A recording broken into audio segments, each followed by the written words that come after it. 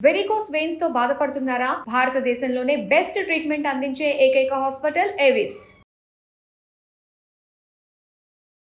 నమస్తే రమగారు. నమస్తే జయ. రమగారు, మనము అన్నదమ్ముల కథ చెప్పుకుంటూ ఉన్నాము. పిల్లలిద్దరిని నీటిలో తోసేశారు. ఎప్పటికో మెలకు వచ్చింది మిత్రుడికి. మత్తుపోయి చూస్తే చుట్టూత అంతా నీరే. కళ్యాణి నిద్రలేపాడు. ఇద్దరు ఉన్నారు. వాళ్ళ పెద్ద చెక్క దాని మీద పడుకున్నారా, నీటిలో వెళ్ళిపోతుంది ఏట్లో. అది పడి చూస్తే చుట్టూతో ఏడవటం మొదలుపెట్టింది. నువ్వు ఏడవద్దు, మనం మునిగిపోలేదు, కొంచెం జాగ్రత్తగా ఏదో ఒక ఒడ్డుకు చేరదాం, ఏడవకుండా ఉండని ఏం చేశాడు, అటు ఇటు మెల్లిగా చూసి ఏవో చెట్ల కొమ్మలు అవి ఇవి వస్తుంటే ఏదో చెట్టు పుచ్చుకుని అలాగా పట్టుకున్నాడు. ఇది పడవ, చెక్క పడవలాగా వెళ్ళిపోవటం మానేసి ఆ చెట్టు ఉన్న వైపుకి కాస్త గట్టు కానుకుంది. కానుకుంటే వాడు కొంచెం మరి సమర్థుడిగా అయ్యాడు. గుర్రాల దగ్గర పనులు అవి వచ్చినాయి కదా. ఏం చేశాడు, అట అలాగా దాని వైపుకి తోసుకుంటూ పోయి ఒడ్డు వైపుకి అక్కడ తందిగా కళ్యాణిని దింపాడు. ఇద్దరు కలిసి నడవటం మొదలుపెట్టారు. ఎప్పుడో ఉన్నారు వాళ్ళు, అప్పుడెప్పుడో తిని పడుకున్నారు, దాని మీద ఆకళ్ళు వేస్తున్నాయి. నడవటం మొదలెట్టారు. ఎక్కడ పెట్టా పురుగు ఏమీ లేదు, అదంతా నిరాబాగా ఉంది.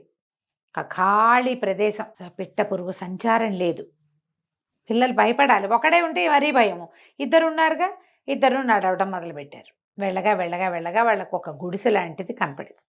అయ్యి బాబాయ్, ఎవరో మనుషులు ఉన్నారు ఇందులో అని పద అని ఆ గుడిసెలోకి వెళ్ళారు. గుడిసెలోకి వెళ్తే ఒక ముక్కాలి పీట మీద ఒక ముసలమ్మ కూర్చుని ఉంది.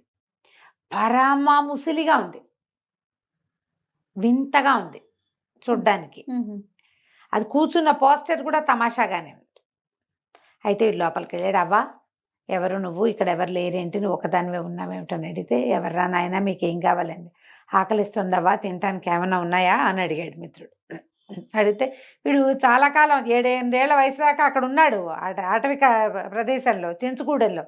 వాడికి తెలుసు పెద్దవాళ్ళతో మాట్లాడటం, అది రాకుమార్తెకి రాదు. కానీ ఆ మూల గిన్నెల్లో ఏవో ఉన్నాయి, తినండి అంది.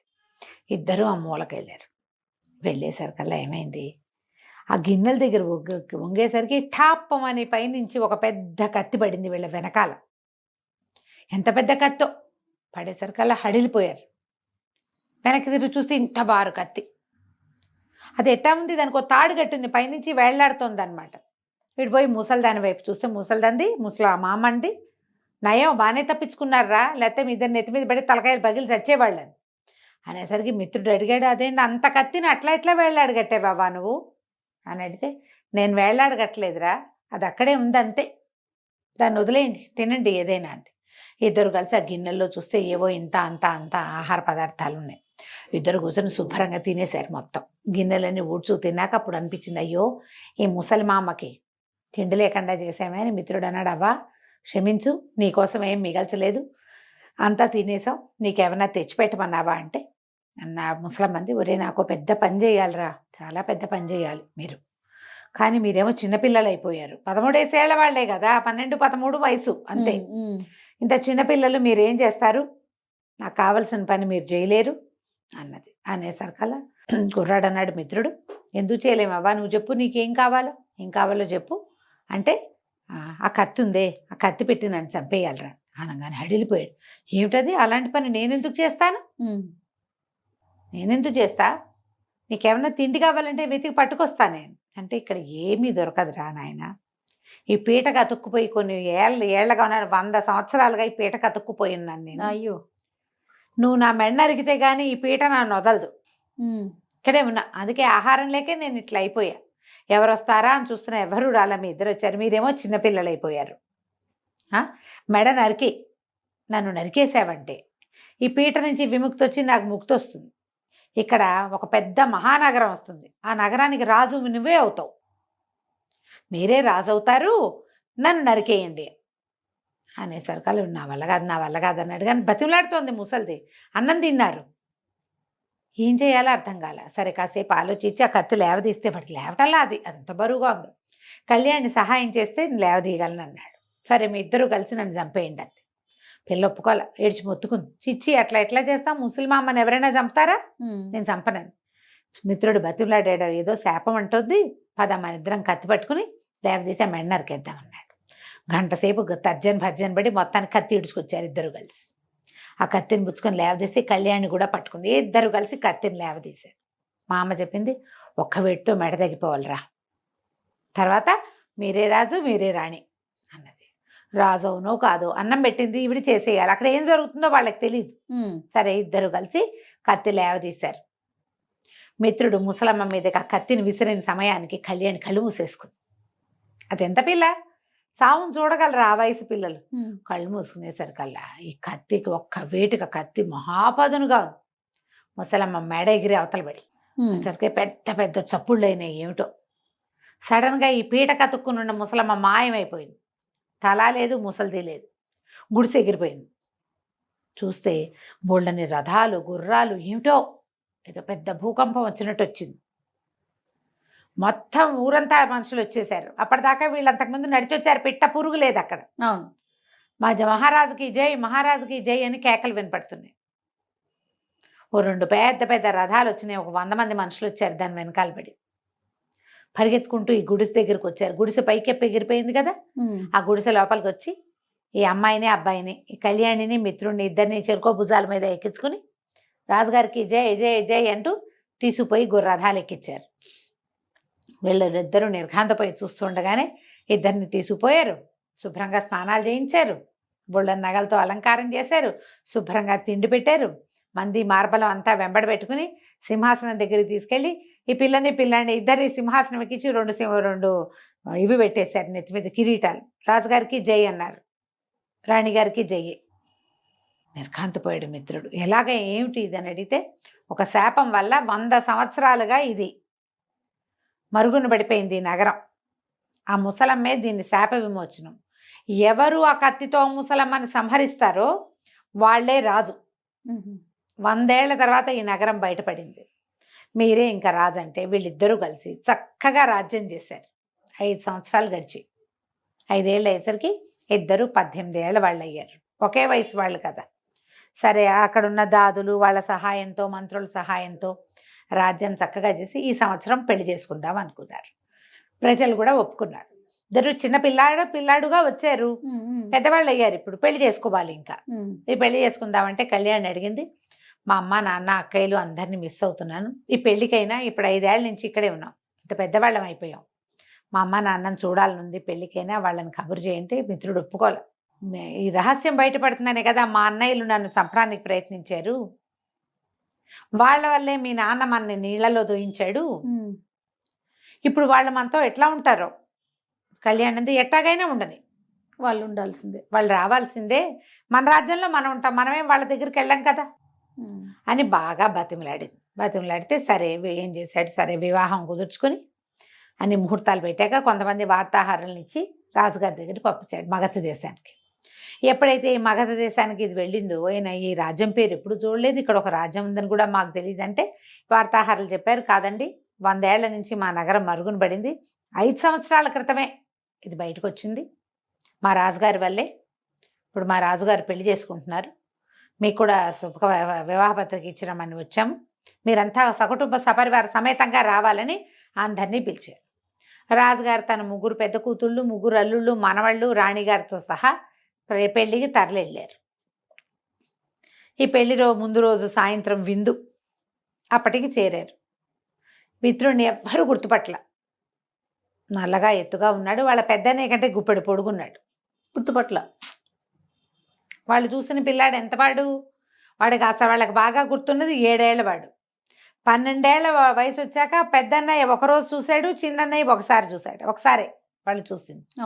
ఆ పిల్లాడు ఇంత పొడుగవుతాడని, మొహం ఇంత తేట పడుతుందని, వాడికి ఇంత జుట్టు వస్తుందని వాళ్ళకి ఏం ఊహించారు వాళ్ళు. ప్రాంతం మారింది, పిల్లవాడి రంగు కూడా అంత పిచ్చి నలుపు తగ్గి కొంచెం రంగు తక్కువగా ఉన్నాడు, అంత ఎక్కువ నల్లగా లేడు. కళ్యాణి కూడా ఎంతో అందంగా తయారైంది, వాళ్ళ అక్కయ్యల కంటే ఈ పిల్లే అందంగా ఉంది. వాళ్ళు కూడా ఈ 12 ఏళ్ల పిల్ల 18 ఏళ్ల పిల్ల అయ్యాక వాళ్ళు గుర్తుపట్ల. వాళ్ళ అమ్మ అక్కయ్యల్ని అమ్మని కావలించుకోవాలని ఎంత అనిపించినా ఆ పని చేయలే అమ్మాయి. భోజనాల దగ్గర ఈ మన యువరాజు మిత్రుడు రాజుగారిని, మగధ రాజుగారిని తన పక్కన కూర్చోబెట్టుకున్నాడు. మీ పరివారం అంతా వచ్చారా, అందరూ బాగున్నారంటే పరివారం అంతా వచ్చాడు, మీకు ఎంతమంది పిల్లలండి అని అడిగాడు. అడిగేసరికి 3 అమ్మాయిలు, 3 అల్లుళ్ళు, ఇదిగో అండి మనవాళ్ళు ఈ 10 మంది అని చూపించాడు. మీకు 4 ఆడపిల్లలని విన్నానే నేను అన్నాడు. అవునండి, ఇంకో పిల్ల ఉండేది, పొరపాటున ఏట్లో పడిపోయింది పిల్ల అన్నాడు. అలా ఎలా అయిపోయింది అని అడిగాడు. రాజుగారు అమ్మాయి ఏట్లో ఎట్లా పడిపోతుందండి అని అడిగాడు మిత్రుడు. అడిగేసరికల్లా అదో దుస్సంఘటన, దాని గురించి మాట్లాడటం ఇష్టం లేదు అని ఆయన దుఃఖపడ్డాడు. అదేమిటో వివరంగా చెప్పండి అని కళ్యాణ్ అడిగింది. కాబోయే రాణి పెళ్లి కూతురు అడిగితే ఏం కాదంటాం. అప్పుడు ఆయన చెప్పాడు, సింహాల మధ్య మా చిన్నమ్మాయికి ఒక కుర్రాడు దొరికాడు. కుర్రవాడిని తన గదిలోనే ఉంచి 5 ఏళ్ళు పోషించింది. తర్వాత వాడిని కాసా వాళ్ళకి అప్పచెప్పాం. జరిగిన స్టోరీ అంతా చెప్పాడు. అప్పచెప్తే ఒకనాడు ఆ కుర్రాడితో కలిసి పక్కపక్కన పడుకుని కనపడింది. వాడు రాజద్రోహం చేశాడు. నేను వాడిని పోషించాను, నా పిల్లవాడిని పోషించింది. మరి నేనేమో వాడికి గుర్రాల విద్య నేర్పించి ఉద్యోగం వేయించాను. అసలు ఆటవికలను చేర్చుకోము మేము, కానీ ఒక ఆటవికను చేర్చుకున్నాను. నేను చేస్తే వాడు నా కూతురికి ఏదో మందు పెట్టాడు. మా అమ్మాయి వాడి పక్కన పడుకుని నాకు కనపడింది. మా అమ్మాయి కూడా రాజద్రోహం చేసినట్టే. నాకు ఆటవికులు అంటే ఇష్టం ఉండదు. అసలు నేను వాడిని గదిలో పెట్టుకున్నందుకే నేను కేకలిస్తే వాడి పక్కన పడుకుని పైగా వాహాటగ్గా అందరి ముందు ఈ ద్రోహానికి పాల్పడ్డారని నేను ఈ పని చేశాను. అంటే ఎప్పుడైనా బాధ కలిగిందా మీకు అని అడిగాడు. చాలా పశ్చాత్తాపడ్డాను. మర్నాడు అంతా వెతికించాం, అంతా వెతికాము. మర్నాడు పొద్దునే నాకు చాలా బాధ వచ్చేసింది పిల్ల కనపడకపోయేసరికి. సైనికులను పంపించాం. మరి వాగు ఆ పొడుగుతా వెతికించాము. ఆ వాగులో ఆ నీళ్ళలో పడిపోయారో, ఆ చెక్క ఎక్కడైనా పగిలిపోయిందో, పిల్లలు ఏమైపోయారో తెలియలేదు. ఆ దుఃఖం ఇప్పటిదాకా తెలియలేదు ఆ దుస్సంఘటన తలుచుకుంటే. అంటే రాజు అన్నాడు, మిత్రుడు అన్నాడు, వాళ్ళు మీకు ద్రోహం చేయలేదేమో, ఎవరైనా వాళ్ళకి మత్తు మందు పెట్టారేమో, వాళ్ళు ఏం ద్రోహాలు అవి చేసుండ్రు, ఏ మత్తులోనో పడుకుని ఉంటుంటారు అన్నాడు. అనేసరికల్లా మీరు అట్లా ఎట్లా చెప్పగలుగుతారు, మీకెలా తెలుసు అన్నాడు రాజుగారు. అనేసరికల్లా ఎందుకు తెలియదండి, ఆ రోజున ఏట్లో నా తోయించిన చెంచుకుర్రాన్ని నేనే, మీరు నన్ను గుర్తుపట్టలేదు, నేను పెద్దవాడిని అయిపోయేసరికి అనేసరికల్లా ఈ అమ్మాయింది, నేను నీ కూతుర్ని, నువ్వు కూడా నన్ను గుర్తుపట్టలేదు, నన్ను కూడా నువ్వు గుర్తుపట్టలేదు, ఆహారంలో ఏదో కలిసి మేము పడుకున్నాం అంతే, మేమేమి రాజద్రోహానికి తండ్రి ద్రోహానికి పాల్పడలేదు అనగానే అందరూ ఆశ్చర్యపోయారు. అయితే ఏమైంది, ఈ ముగ్గురు అన్నదమ్ముల్లో పెద్దవాడు అంత అబద్ధం, మా తమ్ముడు ఎప్పుడో చచ్చిపోయాడని లేచేసాడు. అయ్యా, ఇప్పుడు ఆ చెంచుకుర్రాడు వీళ్ళ తమ్ముడని బయటకు వచ్చేసింది కదా. ఆయనేమో రాజు చెంచుకుర్రాడని చెప్తున్నాడు, మా తమ్ముడు ఎప్పుడో చనిపోయాడు అనగానే కుర్రాడు మిత్రుడు అన్నాడు, నేను మీ తమ్ముడిని చెప్పలేదు,